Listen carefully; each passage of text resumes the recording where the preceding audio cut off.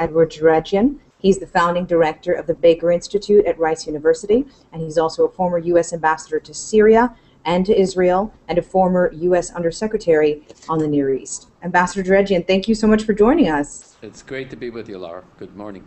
And this is your first Google Hangout. We love that you're joining us on the platform. This is my first Google Hangout. This is Fabulous. a premiere. A premiere. We're honored. We're seriously honored. And we know you have such incredible experience in the Middle East. You were an ambassador to Damascus during the time of Hafez alAsad. Can you start us off just by telling us about the Assads themselves? What are these guys like? What makes them tick? And how have they lasted so long in power? Well, this regime is really the structure of the former president Hafez alAsad.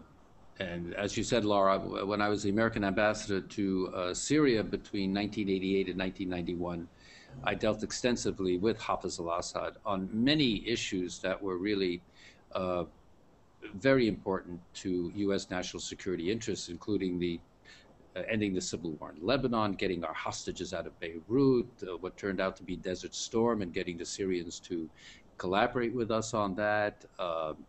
Even human rights issues like freedom of travel of Syrian Jews, and then, of course, the ultimate thing, getting President Hafez alAsad to agree to direct negotiations with Israel that allowed us, and President Bush 41 and Secretary of State Baker, to construct what is called the Madrid Peace Conference. So I mention all that because we were able to engage quite constructively with this very strong Arab leader.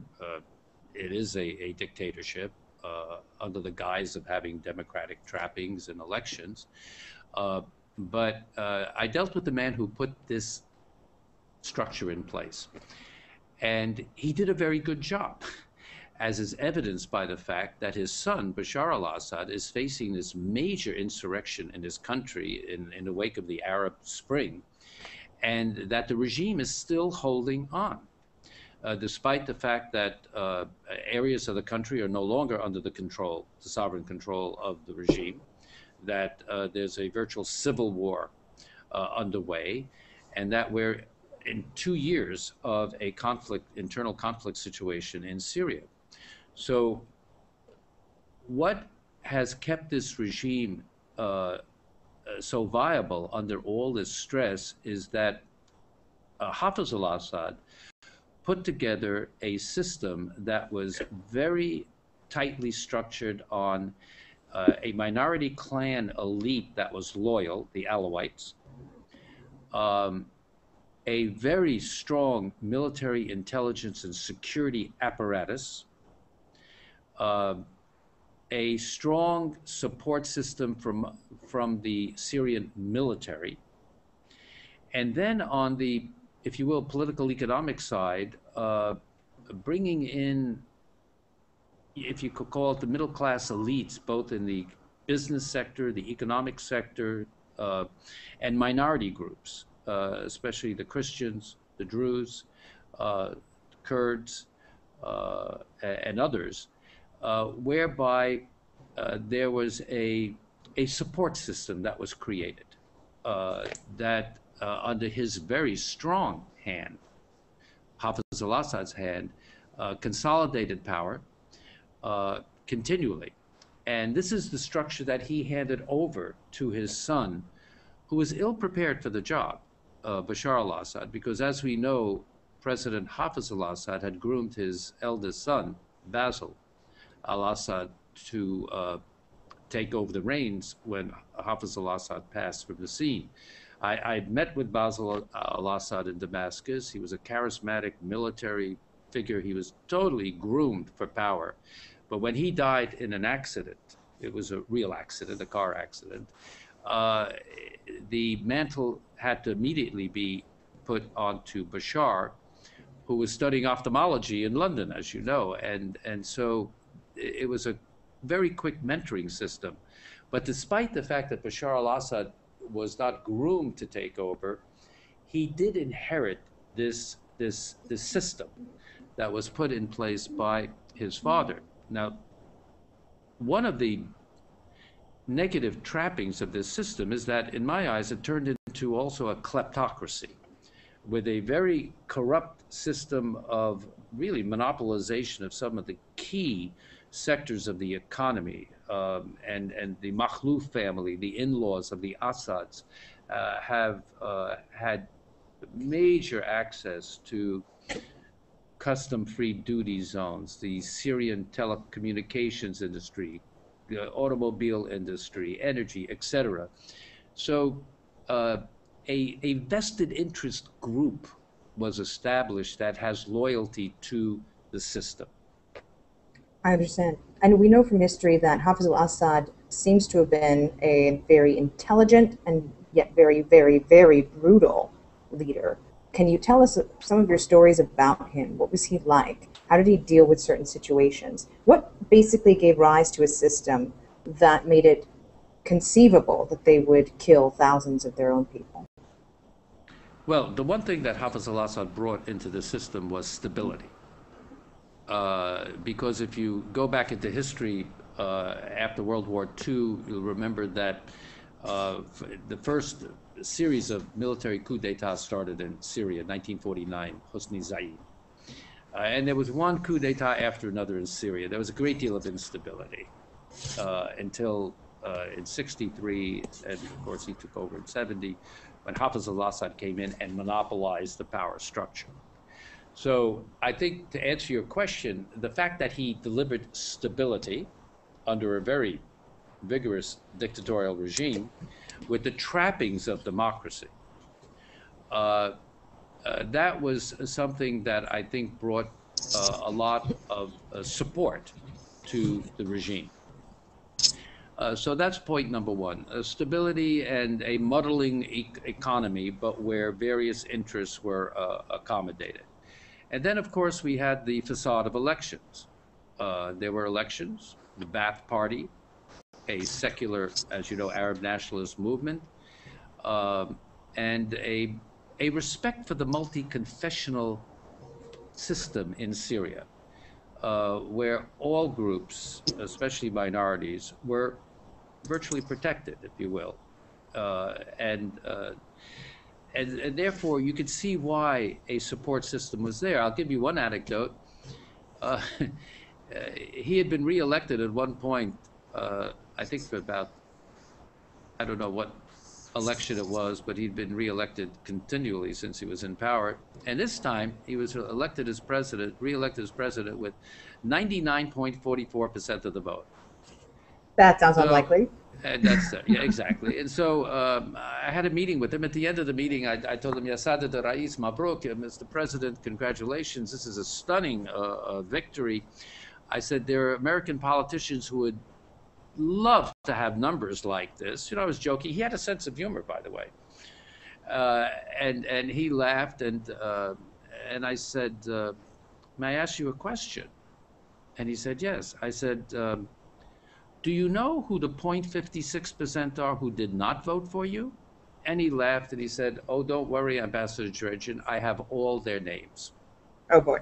That's daunting and scary. And if you, that analogy, if you will, that real story shows you the facade of elections throughout the Arab world under various dictatorships. And they knew it. And they knew it, and they knew it. And I keep telling in the class I teach here at Rice University on the Middle East, I tell our bright students, elections alone democracy does not make. And that was the case in Syria. And that was certainly the case in Syria. But he was also a strategic thinker, Hafez al-Assad. And I think this is important in comparing him to his son. He knew where the red lines were in the very dangerous neighborhood of the Middle East, vis-a-vis Israel, vis-a-vis his neighbors, be they Turkey, Iraq. He knew where the red lines were. And Henry Kissinger considered him to be one of the most intelligent rulers in the Arab world that he had dealt with. Before I went out to Syria, when I was in the State Department, I had just been nominated. This is an interesting anecdote.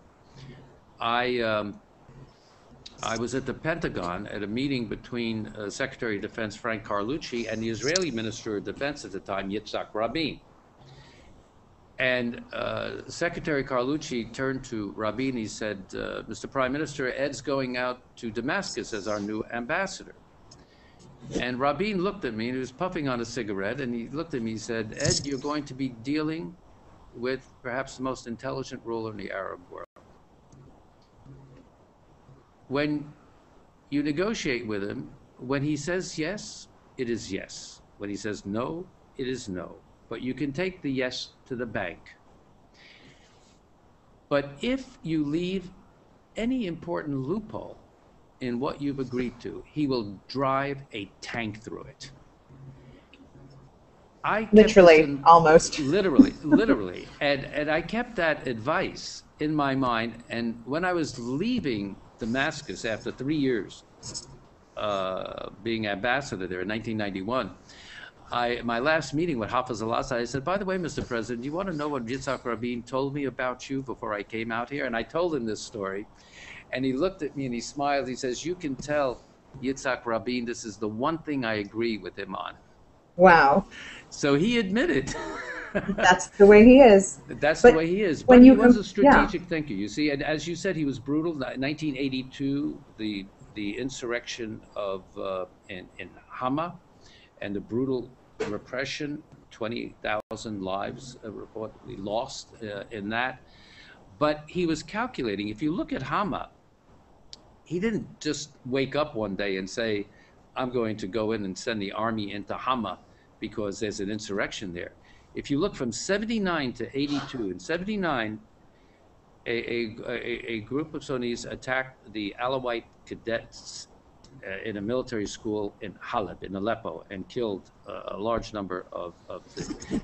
There were other uprisings in between, including 2 assassination attempts on Hafez alAsad. And then Hama, and then he broke down.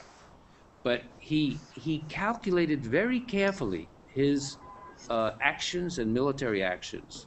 And how is that different from what his son has done? And how the thing is that I'm not sure when you're in a negotiation with Bashar al-Assad, when he says yes, it's yes. Mm-hmm. You can't take it to the bank. So there's too much ambiguity there. There's too and much I'd love ambiguity. I'd love to get into that in detail. We are watching a situation now where you see the UN, even Russia stepping in, trying to bridge the regime and the rebels, trying to negotiate some sort of way out of this crisis, what you've called a hell in Syria. How can you do that if the regime doesn't stick to its word? Or how can you do that at all given the current dynamics in Syria? How do you see this even inching forward? Well, you put your finger on something that's a real fault line in possible negotiations between the opposition and the regime in terms of a ceasefire and putting in place a transitional government that would lead to a constituent assembly, a constitution, parliamentary elections, presidential elections. I mean, this is what Kofi Annan has been trying to do, what Lakhdar Brahimi have been trying to do, the international community has been trying to do. The problem is, how much can you depend on the word of the regime? And I think this question looms large in the mind of many of the opposition leaders, the Syrian National Coalition and the local coordinating committees. This is a big question. So it's a fault line. But unfortunately, the reality is you have to deal with who's in power in Damascus, and you have to deal with who is the leadership of the Syrian opposition inside and outside. So it's an impediment. This ambiguity is an impediment of getting a negotiated settlement, to be very frank. It's so fascinating and important for us to understand the historical perspective you bring to bear on this. Obviously, Russia has played a huge role in this conflict, supporting the Assad regime. While you were ambassador in Syria, it was clearly the era of the Hafez al-Assad-Russia partnership. You could see, I suppose, Russia's influence in Syria then. You can see it now. How do you see Russia's role in this? What kind of influence do you think they really have? And why are they playing it the way they are without seeming to push us toward a constructive solution? Or are we missing something there? No, I think the Russian position. First of all, you're absolutely right, Laura. There's a long historical relationship between Russia and Syria, especially during the Cold War. Syria was largely pro-Soviet in the Soviet camp in the Middle East, as you know, during that zero-sum game during the Cold War, where the United States had its adherents in the Arab and the Muslim world, and the Soviets had theirs. That relationship has continued under different historical circumstances after the fall of the Soviet Union. As you know, the Russians have a very important commercial economic ties to Syria. They have naval facilities in Tartus, their only Mediterranean warm water port. They have had a political relationship with the regime in Syria, which, as we see, exists strongly today. So they have real interests in the future of Syria. But if you step back in order to understand the Russian position, there's one other very important factor. And this includes also China, because as you know, Russia and China have been the two major obstacles in the UN Security Council prohibiting United Nations Security Council resolutions and unified action vis-a-vis Syria. Both of these countries have what they consider to be a principled position in the United Nations. And that is that they are very reluctant to vote for or to support initiatives by the UN that set precedents for the United Nations and the international community to interfere in the internal affairs of third countries, especially on humanitarian issues. So, read Russia, problem in Chechnya, problem in Dagestan, internal problems, human rights problems, Georgia, the conflict with Georgia. Read China, the Uyghur population in Xinjiang province, Tibet, human rights issues. So you have to put yourself in diplomacy always into the skin of the other, into the mindset of the other. So from a principled position, they are very reluctant to go along with the United Nations Security Council resolution condemning this regime and laying the groundwork for more effective action against the regime, because they don't want to establish this precedent of UN interference in internal affairs of third countries. So that's important. Yeah. That's very important, and many people don't understand that. That's the first. So in our negotiations with the Russians on this, because the Chinese are playing a secondary role in it, but they're still vetoing this action in the UN. But for Russia, this is a first thing. A first major consideration on their part. The second major consideration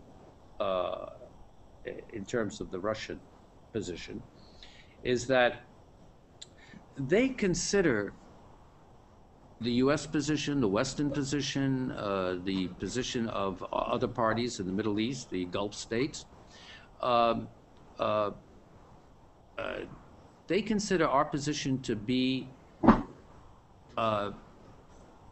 in a way naive, because in their eyes we are facilitating the overthrow of a secular regime in favor of ultimately a possibility of Islamic radicals taking over in Syria. Just to sidebar there, do you think that's a fair concern? Do you think there is a risk that Syria would be taken over by extreme Islamic radicals?